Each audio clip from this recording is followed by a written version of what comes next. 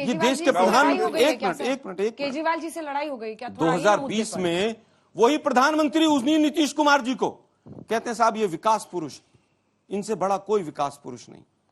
अरे देश के प्रधानमंत्री अपनी बात की स्टैंडिंग तो रखिए। पलटू राम तो आप सबसे बड़े, बहुत हुई महंगाई की मार, अब की बार उनकी सरकार, और उसके बाद महंगाई का मान है। मणिपुर में भाषण देके आए कि जब मणिपुर में जलता था तो वहां सब चुप बैठते थे। आज मोदी जी 60 दिन के करीब हो गए, आप चुप बैठे। तो सबसे बड़े पलटू राम तो देश के सत्तासीन लोग आज हैं, वो सबसे बड़े पूरी तरह से पलटू राम है। मुझे लगता है जेडीयू छोड़ गया, 30-30 साल तक साथ रहे, Baspa, Sapa, national conference, PDP, Akali, TMC, Shiv Sena, 2 दर्जन से ज्यादा पार्टी छोड़ गई और सबने एक ही आरोप लगाया कि वहां पर हिटलर शाही है। मेरे साथी काफी पढ़े लिखे, मैं पूछना चाहूंगा, एनडीए की सरकार है, एनडीए की आखिरी मीटिंग कब हुई थी? आप कहते हैं कि हम सबको साथ लेकर चलते हैं। एनडीए की आखिरी मीटिंग, यहां पर 200 लोग बैठे हैं लगभग, एक भी कोई बताइए एनडीए की आखिरी मीटिंग कब हुई थी?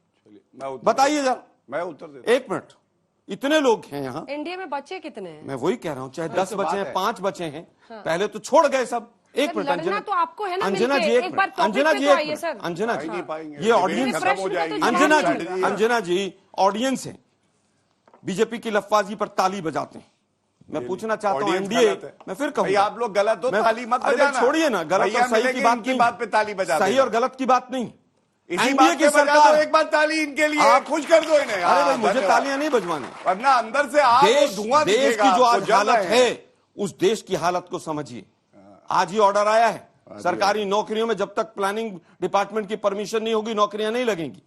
अग्निवीर रो रहे हैं, 1 लाख से ज्यादा बच्चा ऐसा जो सड़कों पर तैयारी करके सुबह सड़कों पर खड़ा हुआ। अरविंद केजरीवाल और उद्धव ठाकरे जी का क्या कीजिएगा, वो बताइए ना थोड़ा। अरविंद केजरीवाल जी और उनसे पहले भी, आप लोग देखिए चले गए, प्रेस कॉन्फ्रेंस में नहीं शामिल हुए पटना में। देखिए मुझे लगता है अरविंद केजरीवाल जी के बारे में पूरा देश जानता है, और अब विपक्ष भी जान गया कि वो बीजेपी की बी टीम थे, बी टीम है और बी टीम रहेंगे। सीधा कह रहा हूं मैं, बोलूं, अरविंद केजरीवाल जी ने, चाहे वो 3 काले कानून हो, चाहे वो राष्ट्रपति उपराष्ट्रपति के चुनाव हो, चाहे वो जब जिस समय पर ईडी और सीबीआई के खिलाफ पूरे विपक्ष इकट्ठा हुआ, केजरीवाल जी भागकर खड़े हो गए। जहां जहां बीजेपी कहती है वहां वहां चुनाव लड़ते हैं, कांग्रेस के खिलाफ जहर उगलते हैं, बीजेपी के खिलाफ एक शब्द नहीं बोलते हैं। आधा मंत्रिमंडल जेल में है, लेकिन उसके बावजूद बीजेपी की झोली में। क्या आप सत्यप्रकाश जी इनसे सहमत हैं? मैं बात वहां से शुरू करूंगा कि जब गौरव भाटिया जैसे लोग राजनीति में नहीं रहे होंगे और अमित शाह की बिसात राजनीति में नहीं रही होगी, नीतीश कुमार उस समय देश में 3 मुद्दों को लेकर के भारतीय जनता पार्टी जो अछूत पार्टी कहलाती थी, और जब समता पार्टी उसके साथ आई तो 3 मुद्दों को भारतीय जनता पार्टी ने छोड़ा।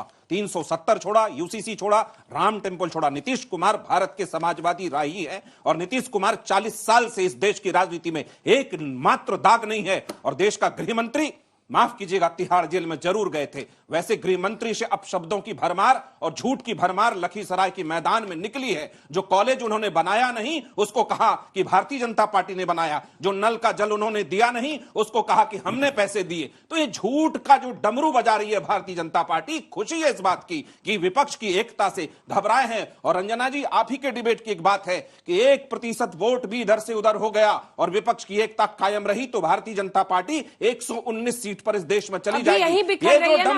ये जो डमरू फिर से बजाया है उन्होंने तरह तरह का।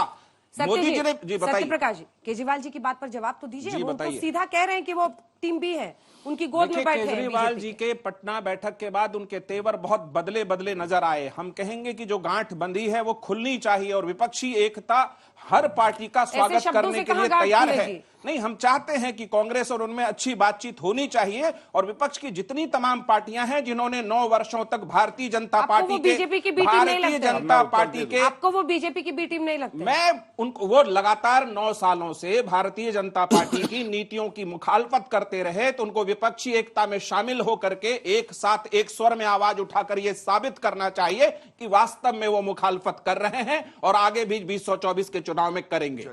जवाब दीजिए। मैं 2 सवाल अपने भाई से पूछना चाहता हूं।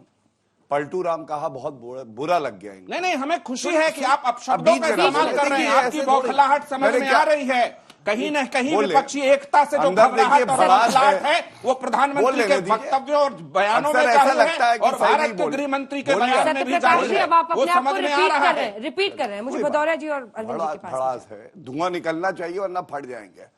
अब मैं पूछना चाहता हूं, ये तेजस्वी यादव जब पलटू राम बुलाते थे, पलटू राम चाचा, हाँ? तो नीतीश जी कैसा कभी लगता था? मूल्यों से नहीं पलटे, सुशासन अच्छा। की राजनीति अब से ये नहीं देखिए। पलटे, विकास दर क्या बिहार हुआ? का अब भी सबसे ज्यादा है, अच्छा, उससे अच्छा। नहीं पलटे, महिलाओं के अरे पर सशक्तिकरण पहले तो से नहीं तेजस्वी पलटे। जी ने ही इस उनको चीज को पलटू समझो चाचा आप। बोला ना। सुनी नहीं रहे। नीतीश जी कभी किसी गणित चीज का से नहीं प्रश्न पलटे, है, शास्त्री उत्तर चुनने दे का रहे एक विज्ञान साथ मत बोलिए चले, उसको क्या सत्यप्रकाश जी। करें? शाउटिंग दूसरा। मैच करना हो दूसरे चैनल पे चले जाइए सर। मैं आपसे रिक्वेस्ट कर रही हूँ, अपनी बारी में प्लीज चलिए, आप बोलिए गौरव कोई जी। किसी के बीच में नहीं बोल रहा है। और बोलिए पलटू गौरव इधर जी। देखिए ना सर, इधर वो पलटू राम याद चाचा ही तो नहीं पहले है। तेजस्वी जी ने कहा था उनको। वो याद नहीं है, वो अब इधर उधर देख रहे, बगले झांक रहे।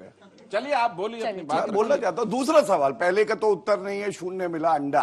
अब दूसरा सवाल है, ये जेडीयू का एक ट्वीट है कि आरजेडी घोटालेबाज पार्टी है, जमीन दो नौकरी लो का घोटाला कर रहे हैं, सीबीआई जांच करा दो इसकी। इस पे क्या कहना है बताइए? घोटालेबाजों के साथ बैठ गए हैं क्या कोई? फाइल लेके नहीं बैठे नहीं, हैं, काहे अब नहीं वो कुछ कराते जांच हैं। चल रही आप ही का है, तो केंद्र में सरकार उत्तर नहीं है, मिला। बार-बार परेशान नहीं, करके आरजेडी भगाते रहते घोटालेबाज हैं। है या 50 भ्रष्टाचारी है या नहीं, ये जनता जानना चाहती है। आपको सवाल ही नहीं, उत्तर नहीं है। चलिए, आप फेल हो गए, कोई बात नहीं, उत्तर नहीं है। पार्टियां ईमानदार अरे ये रटे रटाए निबंध थोड़ी ना पढ़ने हैं यहाँ पे। मोदी जी का अंजना जी, मैं अपनी बात रख लूं कि जैसे देश में शनि भारी होता वैसे मोदी चलिए, जी भारी हो इनका गए। फेल हो आपके गया साथ छात्र। भी नहीं है वो। सुनिए, आपके साथ भी नहीं है ऐसे वो। बहस नहीं हो सकती है सर। देखिए, अब कांग्रेस पार्टी के प्रवक्ता को बड़े ध्यान से मैंने सुना। आलोक जी और गौरव जी, आलोक जी को सिर्फ इतना बताना है कि राहुल गांधी इनके तो बहुत ही कद्दावर नेता है, और वो विदेशी धरती पे जाके कहते हैं डेमोक्रेसी भारत में खत्म है। तो जब खत्म है तो चुनाव कैसे लड़ेंगे भैया आप 2024 का? खत्म में चुनाव नहीं लड़ सकते हैं। दूसरी बात, डंके की चोट पे कहता हूं, 303 सीटों से ज्यादा आएंगी। नरेंद्र मोदी जी पुनः प्रधानमंत्री बनेंगे आपके आशीर्वाद से। मैं उत्तर कितनी सीटें आएंगी? पहला प्रश्न आपसे नहीं पूछा, आपसे एक बार अनुराग जी उनसे ले लो। छोटा सा रिप्लाई। छोटा सा। दूसरा, आपका यूसीसी पे स्टैंड क्या है सबको बता के जाइएगा, जो कि अनुच्छेद 44 छोटा सा संविधान में। जवाब। बहुत छोटा सा उत्तर दूंगा मैं। विदेशी धरती, मैं बार बार कह रहा हूं, अगर ये प्रवक्ता महोदय अरुण जेटली साहब का स्टेटमेंट पढ़ लें कि कोई विदेशी नहीं होता है। जो चीज आज तक पे चल रही है वो पूरा विश्व देखता है। वो गंगा के किनारे डेमोक्रेसी जीवित है या खत्म हो चुकी है, ये बताइए। चलिए बताइए। अरे भाई, लाशों के जब ढेर गंगा के कर्नाटका किनारे जीत लगे गया, डेमोक्रेसी तो वो जीवित है। विदेशों की धरती ने भी देखे। और बताइए विदेश नहीं। की धरती पर जाकर जिस तरह से एक महिला पत्रकार को ट्रोल करना आप लोगों को अरे कितना सब भारी देखिए, पड़ा है, इधर-उधर उससे की देश बात की करेंगे, कितनी बनी चर्चा है। क्या है, क्या मोदी बोल जी रहे हैं। कहते थे कि जो 2014 से पहले जन्म लेता है उसको शर्म आती है।